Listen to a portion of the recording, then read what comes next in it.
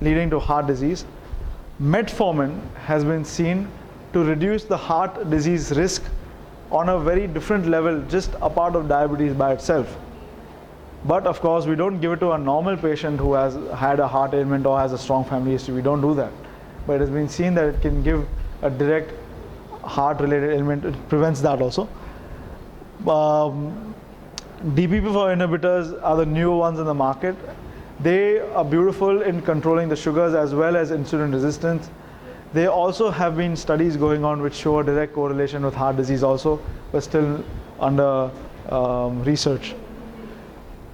Insulin has been seen, unfortunately, to cause a lot of weight gain in a lot of patients, which has seen a small correlation with heart disease. But insulin directly prevents in the end arteries the inflammation, which eventually will reduce the blockage.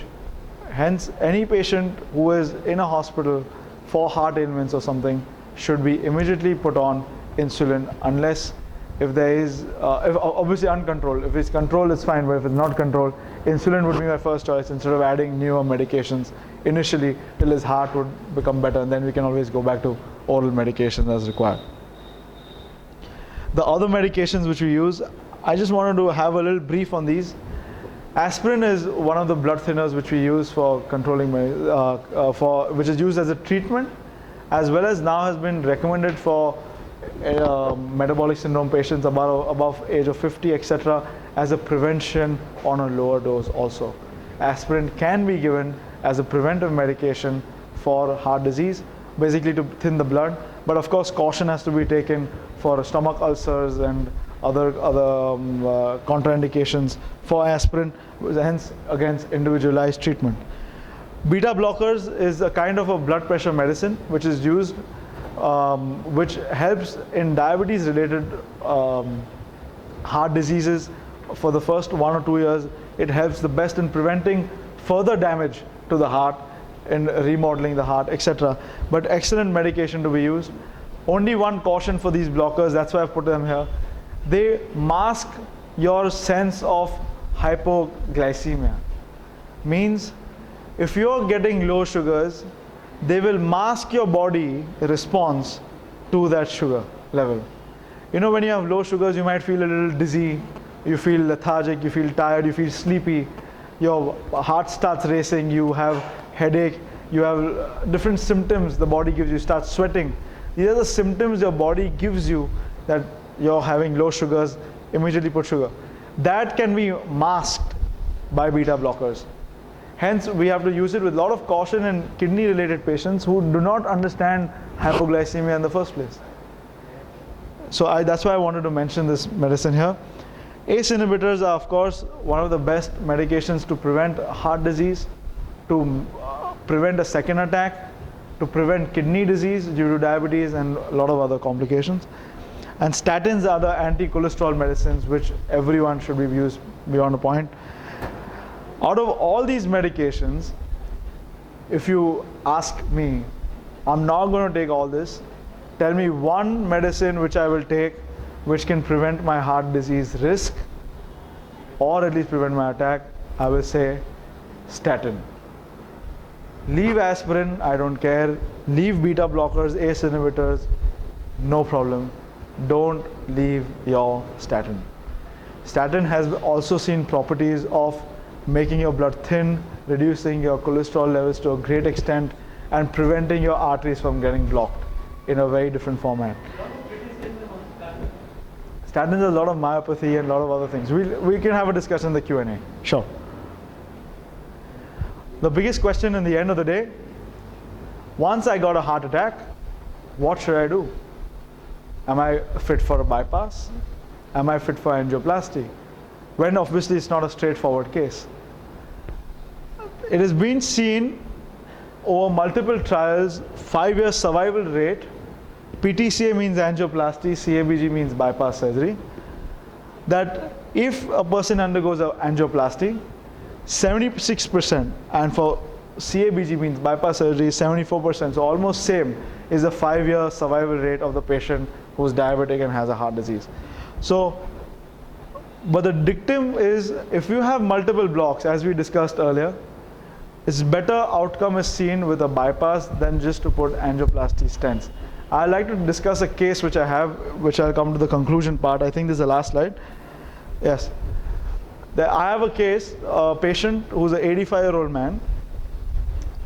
Starting from his history in the last 10 to 15 years, his lifestyle was very much just traveling in a car, flying around from one city to the other for work, excessive stress, CEO of a company, so you know how it works, has had blood pressure, has been diabetic since almost 10 to 20 years, maybe more, I'm not sure. First day when he came, he had his heart ailment was almost 20 years ago, when he had a dyspnea on exertion. He was breathless and he had chest pain. Doctors found out it's diabetes, it's a heart disease, he's having a heart attack. He was given treatment. 20 years ago, unfortunately, we didn't have angioplasty so easily available, so he had to miss it. Medications were started and he became better. Over the period of time, it's almost been now 10 years now, this man, even though being the best patient I've ever seen, I'm only in the picture since the last 6 months to 8 months time with him. I've seen the best control with him of diabetes. I've seen his food habits being the best. I mean, there's no point you can find out that there's something wrong in this patient he's doing something wrong which can cause so much problem.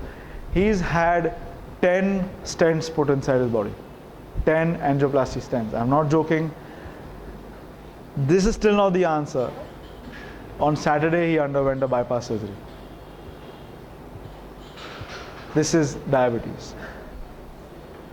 He's 85 today, absolutely healthy. I saw him in the hospital today. He's extubated, he's doing extremely fine. Today is the second day, no extra complaints or anything. But after 10 stents, he underwent a bypass surgery. This is diabetes can cause heart disease to this extent. Hence my question, angioplasty bypass, very difficult situation. Again, individualized treatment, but you need a strong, obviously your doctors have to be good enough to help you, and he was strong mentally, but this is the implication of diabetes which can cause. Another case, I had a lady who was 75 years old. She lives above my clinic, but never, her family used to come to our clinic for all medication, treatment, etc. But she never would come. She used to always live on her own in the house, etc. Never complained of anything, never even came for any kind of medication or something like that. Was diabetic, on and off medication, taking on her own. But she was regular in her medication. And her sugars were sometimes controlled, sometimes not controlled.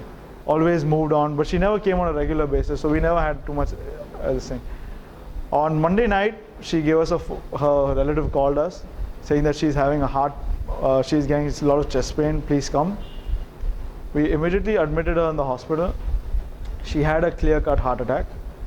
The patient unfortunately had money constraints.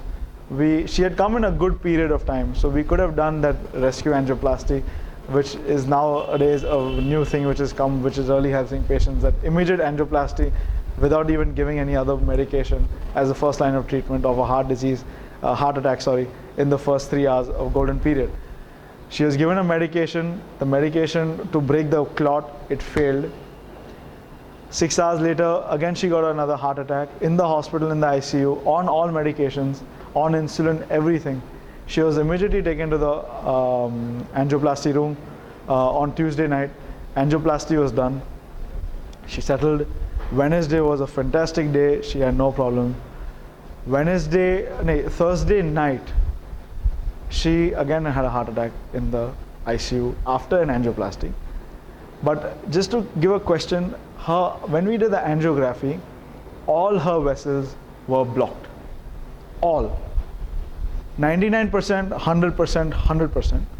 And even beyond the block, the arteries were rat tail, so thin that even if you asked her to undergo a bypass, that guy would not be able to put a graft there. This is uncontrolled diabetes. They're so thin that you can't do anything. So at that time we thought that this artery is the culprit, let's open it, because that is causing the heart attack right now. And we put a stent there. She did fantastic for an entire 24 hours period. And then the other block, which was 99%, blocked as 100, even on the fullest of medications. She fought for 3 hours, unfortunately she passed away. We were sitting there for 3 hours, we fought with her, fighting, shocking, everything we did. She didn't. So this is diabetes. Today you have an 85-year-old man who has 10 stents and has undergone a bypass, to another lady who has just in 3 days had a heart attack and has gone. Very unpredictable, has to always have individualized treatment. But if these two were prevented at the initial stage, probably they wouldn't have had to see today's life. That's my conclusion, everyone. Thank you very much for keeping attention. And I would be